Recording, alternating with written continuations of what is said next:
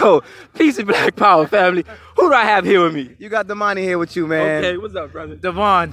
All right. Kevin. All right. Sam. All right, brother. Got Larry. All right, so off camera, we just had these brothers profess that they love some white women, man. I don't know about them. I love them.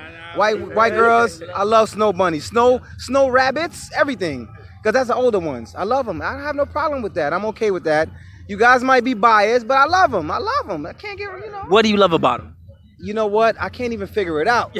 But it's something. You know what I love about him? I'm married to one. I love the personality, you know. I love the personality. It's not about race or anything. It's about the connection, the way they treat you and everything. It's like the same thing, you know. Even a black woman, a white woman. You the best. But my woman treated me like a king, you know. And that's what it is. That's what it's all about for me. You know, personally. I'm gonna get back to you in a second on that. I love mixing the ethnicities, you know, because it's one earth, one set of people. We don't need to segregate everybody, black, white. We're all human beings. So basically, let's mix every culture. I'm gonna disagree on that. We're all not human beings. That is definitely not a fact. African people, African descent people are the only pure humans on the planet. This is why we have the only hair texture that we have on the planet. That's definitely not true. We're all not human beings. I'm pro-black. I've never been with a black woman. I mean, with a white woman. What are you talking about? I said with a white woman.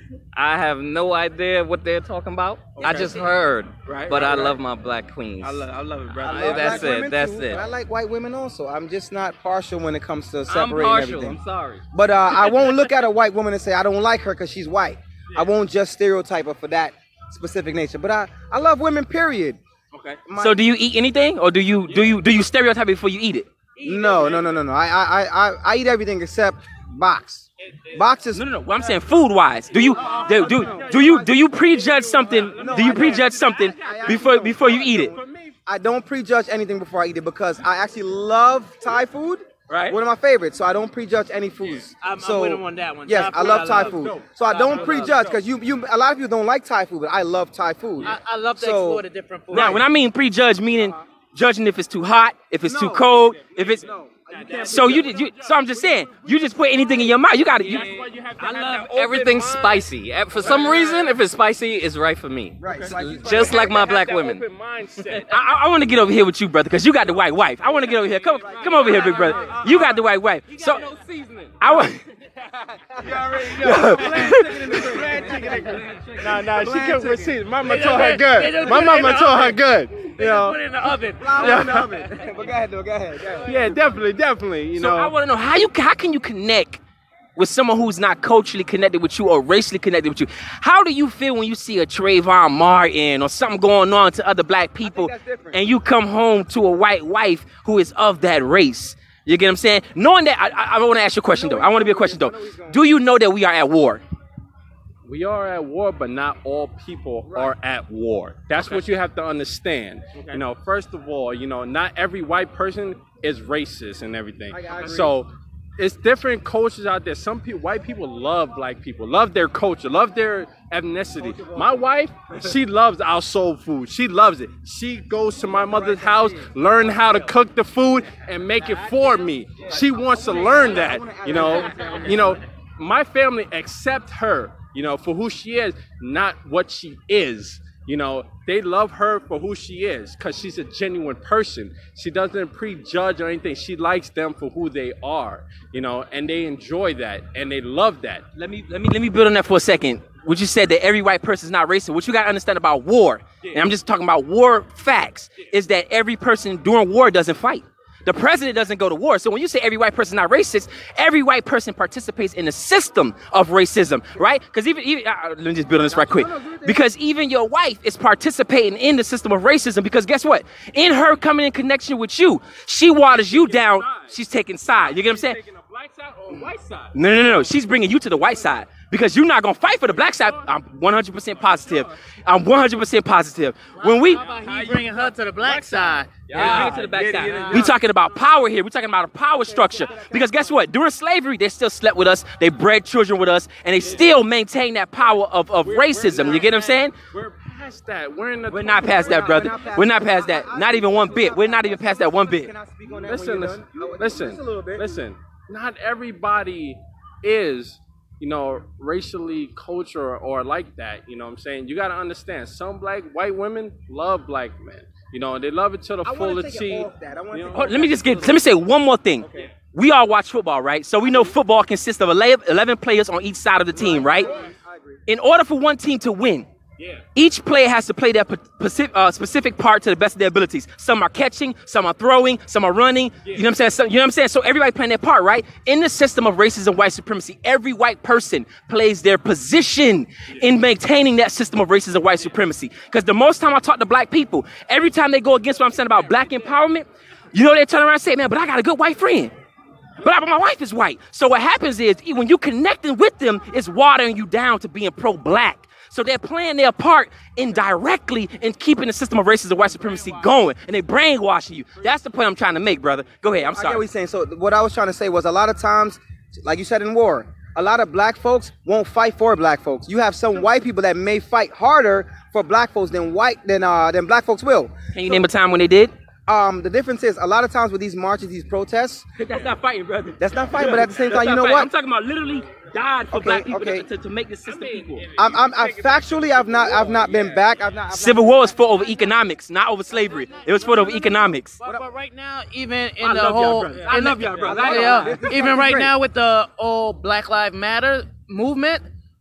There's a lot of white folks in that way. It's not that we're like it's a different times. We don't have to die for each other, but you do see a lot of white people coming out supporting us in that movement. You know, so the whole Black Lives Matters is a good example of, you know, I don't know who's brainwashing. Remember what Malcolm said? Malcolm said they integrate. They don't assimilate. They come in to integrate our situation, to water it down.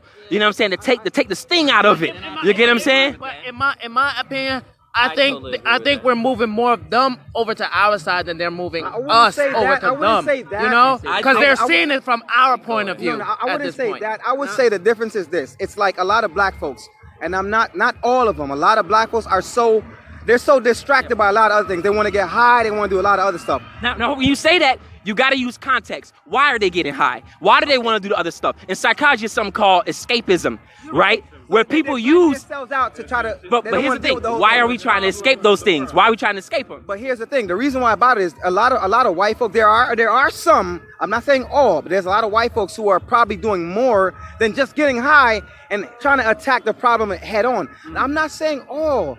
But the difference is the problem is you have a lot of us black folks. We're so distracted by other things that we're not even trying to see the bigger picture. We're not trying to see. We can't even work together for certain things. And I feel like a lot of times that we're not enlightening each other. Like you see how you're talking to us now, and we're just getting this whole discussion going. We don't do that enough. So we're left out in the dark. I don't know what's going on, and then you have a lot of us getting high and getting like distracted from the real problem at hand. While the problem is actually racism, by the way. It's big. That's the biggest problem. The biggest problem is racism. Right. But the thing about it is you have a lot of white folks. They're tired of it. Some of them. Maybe a little percentage, but they're tired of it. I need to be tied to where they pick up a gun and they're ready to do something to change the situation. That's why I need to be tied at. Just protesting and marching, I need them to pick up a gun and let's do something. A lot of times the difference is okay. That's the only thing the American system understands, my brother. Violence and economics. He's right. If you don't, if you don't affect their money or their, all we in this right now is unity. Okay, I'm gonna give you a perfect example. Unite black people. No. I get it. But the problem is that's easier said than done. That's easier said than done because the ones that we're trying to unite are the ones that are so clouded with weed and a lot of other shit in their system. The difference is this. Now I say like the problem is for me, I feel like, you know, a lot of times that we get caught up in the distraction than facing the problem head on. Racism is our biggest issue right about now, and a lot of us are afraid to face it because we're like, oh, you know what? It didn't affect me, so I didn't get it, you know. So it's kind of like, you know. We're afraid to step into that that light. So you know, we shouldn't be though. And you know, and one thing I want to say though, before y'all get up out of here, I want to say one thing. In sociology, they say if you want to understand the problem, don't look at who suffers from the problem, but look at who benefits from the problem.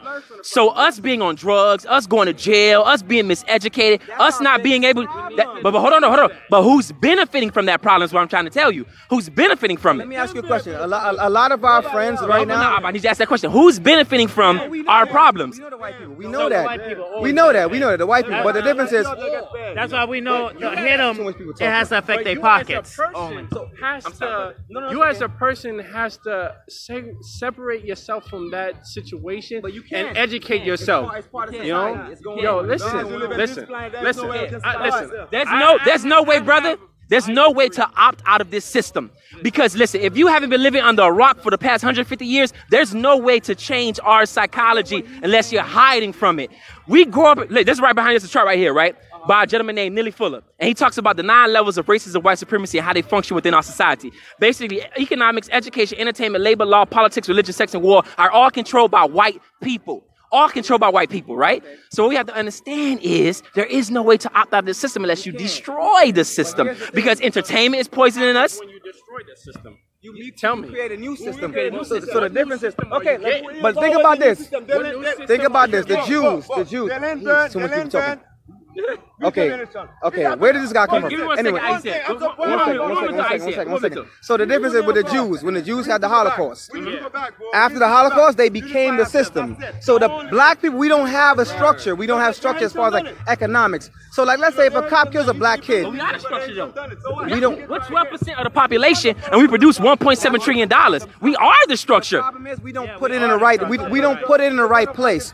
Meaning like, okay, if let's say if a black kid gets shot, and we say, listen, please. Yeah, 1 second. So for every black person that gets shot without a cop doing something, and we say, you know what, you kill one of us, we're gonna kill 2 of you guys. That's gonna put so much fear in their eyes. It's like, you know what, we gotta think about something. We consume so much, we don't produce enough. Meaning like, we're buying Gucci, Versace. Why are we doing that? Why? We're not supporting black. Hey, bro, you said it with Prada shades on, man. But you know what? These are not real Prada shades. I'm not a fool. Yo, I love it. The problem is, I'm not gonna go. What's this guy? Versace doesn't know me. I'm not gonna buy Versace. This is H&M. I don't know where it's from, but it's $3. So the difference is, I'm not gonna do that because I don't want to participate in something where I'm constantly funding you and I'm losing. So we have to get a structure, meaning like if we say, listen, Al Sharpton ain't doing it. If we say, look, if you guys say, listen, if for every black kid that gets shot, sad to say, violence and economics are the only 2 ways to get through to people. So we say you kill 1 black person, we kill 2. I bet you every black person stop getting killed. Because you know what, there's a structure now. It's like, you know what? We're telling you what's gonna happen. We're dictating stuff now. In my opinion, black people should be ruling the world. It's just that the white people, you know, when they came to Africa to take us, we were on peaceful stuff. They just came with the whole, we gave ourselves to them, but because we were peaceful, they just wanted to put us into slavery. But if we would have did that first, we would have been more dominant. We outnumbered them by far. But like I said, we're more peaceful. So honestly, we chose a different route. So that's why we put them on top. But right now, we should be on top. I don't believe in black supremacy. I believe in separation. Because my thing is, I don't even want to live amongst white people. I want to better my own people. So I don't believe in ruling them. Yeah, I don't believe in ruling them. I just want to separate from them. But I'm going to say this, though. As Africans, no matter where we are in this diaspora, the one thing we got to realize is that if a natural disaster was to hit this motherfucking country or any other country that we in, white people are not going to put our needs above feeding themselves. You know what I'm saying? And so an earthquake just happened in Haiti. You know what I'm saying? It just happened in Haiti. It are happening. Well, not a lot of natural disasters, but you know what I'm saying? Well, so I feel like that. But we can't. Listen, my brother. I'm gonna be real with you. I did not create racism, but that doesn't mean I'm gonna act like it doesn't exist. You get what I'm saying? I'm not gonna play up under it because that's dangerous. That's dangerous to our survival. If we're depending on other people to clothe us, to educate us, to feed us, that means that anytime they decide not to do so, we dead. To provide military for us. So what I preach is the black man need to do for himself. Marry black, create black, and produce black. And that's what we need to do for our survival. The part about the black survival is we got to create structure. Meaning like we don't have a financial system beneath us. Meaning like if we say, look, if a black person gets killed, we're not going to support you guys' business. We don't have that. So the hardest part is starting that. You said organization. We need more organization. Okay. the Jews. The Jews became the system. So now it's like, okay, you guys kill a Jewish person, we're gonna shut everything down because you know how we know the laws. We created it. The Jews became the system. So black folks, we've got so far away from doing that now we're lost. So it's kind of like, what's gonna happen here? Who does what? Who does what? Other people's system. We rely on the other people's system. What we should do. Yeah. You know? Their system, basically, we rely on them to benefit us, which it does. We didn't do anything. Meaning, like we have Black Wall Street, No, we did a lot. We did a lot. After slavery in the 1800s, you had the most black people in Congress ever to date. You get what I'm saying? Well, racism happened. Racism happened. We're still working on that. Why do we allow racism to do that? Meaning, like my problem with black people is that we're here now and we understand what's going on. You know why? You know why, brother? Because all of us haven't yet understood racism. And the reason why we don't understand racism because we think racism is just me standing on the corner talking right. You get what I'm saying? And they be like, "Oh, you're a racist." No, it's not that. It's a total system. So in not understanding the system, black people don't want to be a part of it because they say, "I ain't down with that black stuff. That black stuff, I ain't with that shit like that." You get what I'm saying? And that creates separation. Then we want to marry. Then we want to be friends with them. And if we don't take care of home first, because I can tell you one thing, I got 2 daughters. Anybody that got kids, I will never feed anybody else's house before I feed mine. So when we marry outside of our race and we take our economics and everything else to other white people, that's not good. Let me just say that. That's not good. We add up to a lot of the And that's no shot to you, brother. No. But y'all know the country is changing, though. The country's not changing, brother. The country is not changing, brother. Listen, there's something. I'm gonna tell you something. There's something. I'm gonna say it before y'all go. I'm gonna say something. Hold on. I'm gonna say something before you go. There's something called European constants that you need to check out, which means that although the visual aspect may have changed, behind the scenes it's still being perpetrated. That's called a European constants, which means that Europeans will maintain the same system, but make it seem like it changed. You get what I'm saying? And it has it. Whether you go to Haiti, Jamaica, wherever you go, Africa is the same thing. So take the chin off your hand, take the chin off your leg. But you know what? They put it right here. All right. It's the mentality, it's your brainwash. All right. And the day you stop fighting. All right, so anything y'all want to say before y'all get up out of here? Anything y'all want to say, brother? Anything y'all want to say? Anything y'all want to say? I love everything that you said. I love your show, and I support it 100%. And I'm like, marry a black woman. That's how you show me support. I'm not gonna marry a white woman, but I love I love white girls. I ain't gonna lie to you. Okay. But at the same time, I'm not gonna say that, you know what, I'm gonna dilute my culture because I feel like I'm so culturally connected, and I want our people to understand who we are. And I love that. So I love your show, by the way. And like you said, we all want it. I just gotta say, buy black, marry black, and be black. What you got, brother? Honestly, I don't have anything like that. But I have a black girlfriend, and we're getting married soon. She don't know it, so I hope this don't spoil it. You know, but you know, like I said, everything's good. What you got, brother? What you got? What I got is be happy with who you want to be happy with. That's it. He has the horse blinders. I got you. I'm just kidding. I appreciate it, brothers, man. I appreciate it. Black power. Stay black. Stay black. Promote black. Love black. Black people, it doesn't matter. All right. Peace. Who do I have here with me today? Hakeem was good. Okay. Brandon 242. Okay, I got you. So y'all want to shout your Instagram out before we do this? Shut your Instagram out. Hazoras, Hazoras. Okay. You could follow me at self-inspired B, you know. Okay. So what countries are y'all repping today? Well, I rep in Anguilla and Guyana. You see my big Guyana flag right here? Okay, and that's the only country in South America that actually speaks English, right? That's correct. Okay. And you repping? Straight up Bahamas 242, all day, every day, baby. Okay, so do you celebrate Box Day in the Bahamas? Do you know the history behind Box Day, though? Yeah, I do. Yeah, okay. So let me ask y'all a cultural question. How do y'all feel about Carnival, and what does Carnival mean to y'all today?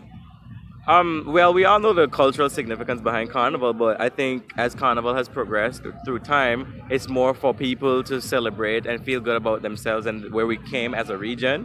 And the fact that it's expanded so far into the Western world is another great achievement for Carnival, as well as the history behind it. So I think it's more so a celebration of ourselves as a community, a Caribbean community.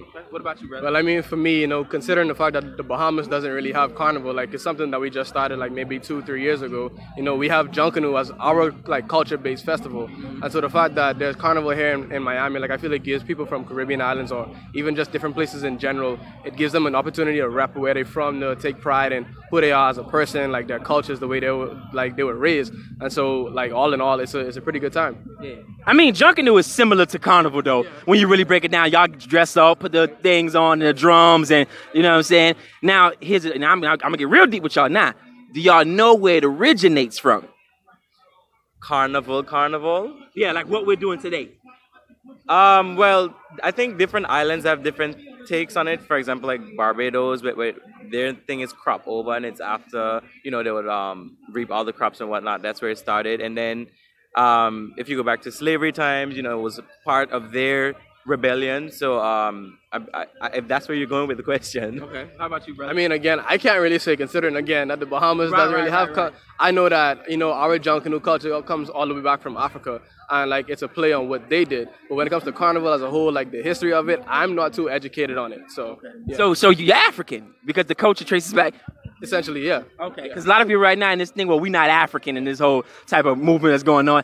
But just to give you a little history, if you don't mind, to break down where it comes from, it actually comes from West Africa.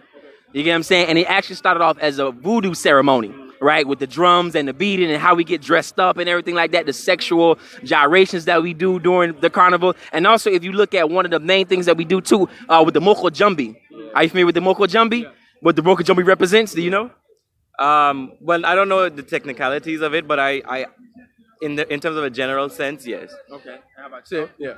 Okay, so just give a little breakdown for those who may not know that the Moko Jumbi is actually a representation of the ancestor spirits looking down on us. That's why he's always walking over us and looking down, you know what I'm saying? So it's just a representation of the, you get what I'm saying, ancestors. Now, let me ask you a question. Are you guys born here or from your respective countries? Yeah. So I was born in Guyana, like I said, and I lived in Angola, so that's why I'm representing both countries. So I lived there half my life. Gotcha. What about you, brother? Born, bred, good dad, behavior, straight up. I'm just here for school, but you know, every day, 242, I rap Bahamas, sleeve, tattoos, everything. Born, bred, good dad, behavior. Gotcha. Now let me ask you a question. What's the difference with the women from each country? Give me a breakdown of the women and the dating scene. Because you know, dating is cultural too. Dating has a lot to do with our culture. So give me a breakdown of the dating and the women out there. I mean, all Caribbean women are beautiful, as we all know. So there's no differences in terms of the beauty. But culturally, for example, in Guyana, you have 6 ethnic groups, so you can pick and choose from 6 different types of women. In Angola, is more so that European and the Arawak influence in the women. But each island has their own unique sexiness to each woman, you know. Okay. Bahamian women are crazy, right? They're crazy. Straight up, listen, you know, my Bahamian women, they gonna get on me for this, but you know, straight up, you know, they're crazy, but it's a good kind of crazy. I know, like we like to believe that, you know, only Bahamian women can truly handle Bahamian men. Although we have our faults, you know, every here and there, and they, you know, they get upset and they want to fight. At the end of the day, they truly love their Bahamian man, and the Bahamian men, we love our Bahamian women. So, you know, at the end of the day, it's all love. It's all love. So how do you feel about dating outside your ethnicity or your nationality? I don't believe in that because you're limiting yourself. Why should you put limits on anything in life? It's the same thing here, you know, where we started this whole celebration because we felt limited to an extent. So I don't think you should limit yourself in regards to dating as well. It doesn't matter. Just as long whatever you feel, that's what you go on. How about you, my brother? I don't have anything against, you know, dating outside of your culture, your ethnicity, anything of that sort. But what I've come to understand is that when you combine, let's just say for the hell of it, somebody who's of Caribbean descent and heritage with somebody who's per se American, the culture boundaries, they really clash. You know, a lot is misunderstood, and people don't necessarily take the time out to educate themselves on where people are from, what they do as a part of their culture, and a lot of them try to, I guess, take it away from you as a person, whereas it doesn't really work. So for me, I've always said, you know, unless you have some kind of Caribbean background in your life or your family or whatever, I can't really mesh. Like, you know, we could be friends, we could knock boots every now and then, but you know, when it's time to say settle down and, you know, start a family, I feel as though I have to be with somebody who has, like, they don't even have to be born in the Caribbean, but you gotta have some kind of like Caribbean heritage or descent in your background along the family trails. So now I'm here with the real question. So that also should apply to race then, right? No. Hold on. Why not? If we're talking about keeping the culture, Why, you're limiting yourself. Why? It's 7 billion people. yeah. It's 7 billion people on the you, earth.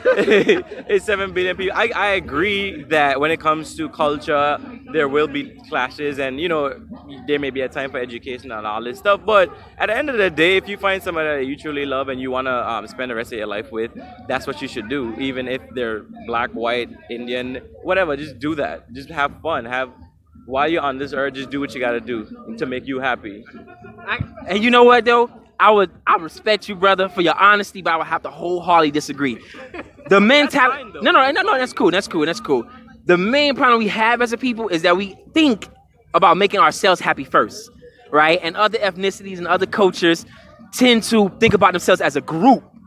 We think individually about I gotta make myself happy. I feel like as it is now, like as we relate it to race, black and white. When it comes to the black people, I think like the more we grow and the more we advance, it's become a thing now where we want to see black people as a whole, like we want to see us advance and accomplish things and prosper. And then at the end of the day, it goes back to what I said about culture. You have a few people out there who are not black, and they kind of take the time out to understand or educate themselves as to what's actually happening. Versus the same time, you have people out there that are completely ignorant and they choose to be that way, like they don't want any kind of education. And so if we look at it based on race, again, it's not really anything against dating somebody outside of your race, but at the same time, you have to help them understand what it means to be black in today's society, or even what it means to be white in today's society. Although, I feel as though we can see the complete differences based on the media and everything that we do on a day-to-day basis.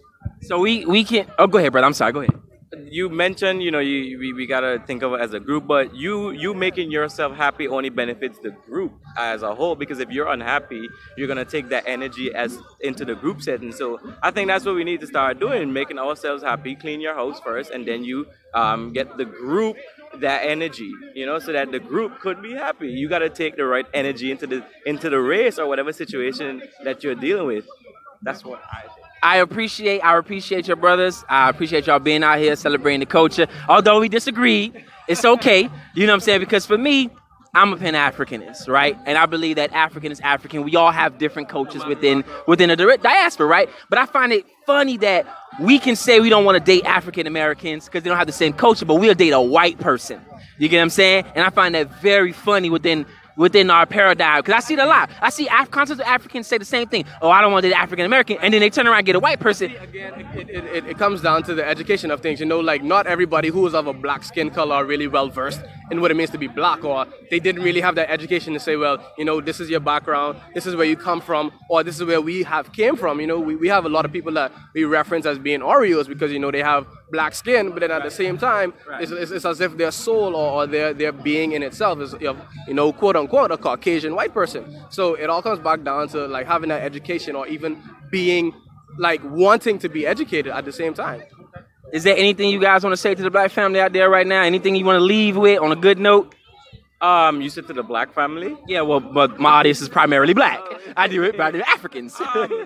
Like I said, you just gotta love yourself, be happy, do whatever makes you happy, do what you want to do in life. Obviously, you're a part of a bigger group of people when you look globally, but at the end of the day, you got to take the right energy to the rest of the group for the rest of the group to be, that mighty power force that we can be. And we are, actually, we still are, even though we have all these problems, everybody have problems, but I think you just gotta go with the right energy into the situation. There are no problems like black problems. Let's never get that confused. There are no problems like black problems. You get what I'm saying?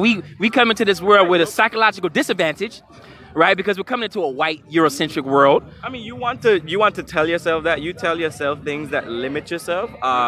If you don't, yes, I agree. There are systematic things that are against us as a people. But at the end of the day, you have to know how far and how advanced you want to be, and you have to pick those tools up and equip yourself so that you can be better if that's what you want to do. Anything else, brother? me, it's like at the same time where I could agree with Hakeem is like my whole thing is that you have to go in and understand, you know, how the world works and what the world and what the environment, the universe itself, what is going to give back to you. You know, as black people, you know, we quick to violence. One thing I've mastered is that, you know, it's all about the emotions within yourself. I'm sorry. Only black people are quick to violence? Well, no, of course not. But you know, we are talking about, like, you know, like the black culture specifically, like you know, we quick to get riled up when somebody says something negative to us. To us though, not other people, not other people. Again, specifically talking, you know, about black culture, like we don't really, at least a lot of us, the older generation, they don't believe in, like, you know, your mental stability and your mental health and what it means to have certain things under control. You know, they take it as, you know, pray to God, you're gonna be okay, you know, like you're just worrying about the wrong things. It's the devils, it's the demons, like, you know, just get it all under control. But at the end of the day, like, this stuff is real. If you can control the emotions that you feel on a day-to-day basis and know exactly which energy to put where, I feel as though, you know, as a community as a whole, we'll be better off prospering versus, you know, somebody calling us the N-word or something like that. You know, we quick to pop off. But, you know, at the end of the day, you know, people call you the three-legged dog, the B word, or, you know, something of that sort. It's the same thing. Learn to understand that people do things to provoke you, and it's your duty to understand that, hey, I ain't gonna let this get to me. You know, I can let this thing just like brush off my shoulder. I'm sorry. No, just agreeing with him is like there are things that you cannot control, obviously, but your reaction and the energy that you put in, I mean, that affects you most of the time. Like I believe, and like this is a truly genuine belief. Like I feel black people, Caribbean, African, like I feel like we are the greatest set of people on the face of the earth. Like we have talents that far surpass many other regions or many other different kinds of people. Caribbean but then people. At the same time, we gotta understand that based on how the world started or how things started in general, the world itself was out for us from the beginning. So we got to show the world, like, hey, you know, we coming back for y'all. Like, we coming to take things over. But at the same time, we got to know exactly how to do it because there's a right and wrong to everything. Well, it wasn't the world that was out for us. It was just I would disagree. The world. people. No. It was just a set of it was just a group of people out for us. Wait. Can you name a group of people who have not oppressed African people? You can't. Africans themselves have oppressed African people. So I mean, I like this is a long conversation that goes back to many different reasons as to why, you know, we are seen as to be at the bottom as a people and as a race. But you know, at the end of the day, we have to learn that there's a lot of stuff that we have to still overcome today in 2018. But you know, we only getting better. I just want to say, to be clear, that we got to be careful when we say that Africans oppress other Africans, because that's not necessarily true. And then again, I want to be clear in saying that the key word there is necessarily. It's true, but it may not be such a exaggeration. Because again, at the end of the day, Africans, you know, slavery, they enslave their own people too as well. But a lot of people seem to forget. They sold their people to the Caucasians. So I mean, it's based on how you look at it. So at the end of the day, we still have a lot of things ourselves to overcome. But at the end of the day, we only getting better. A longer interview. But right now, listen, I know, bro. I'm feeling it. Listen, you got to get to the booties and the shakings and the rumps and the bumps. I ain't mad at you. I appreciate you, brothers, for your time. You get what I'm saying? And you brothers enjoy yourself, man. Enjoy yourself, man. Appreciate you.